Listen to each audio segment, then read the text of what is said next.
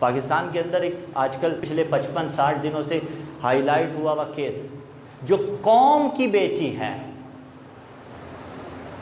یہ دعا زہرا نامی بچی کا کیس، وہ کسی فرد کی بیٹی نہیں ہے، وہ قوم کی بیٹی ہے۔ ہم نے تب بھی آواز اٹھائی، آج بھی آواز اٹھا رہے ہیں۔ ہر پلیٹ فارم پہ ہر صاحب اثر و رسوخ کا آواز اٹھانا بنتا ہے۔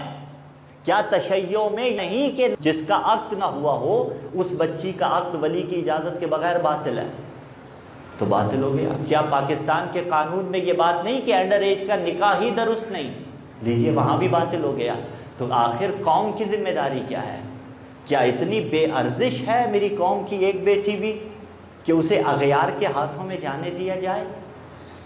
نہیں عزیزان ذیبکار، ایک علی ولی اللہ پڑھنے والا قیمتی ہے۔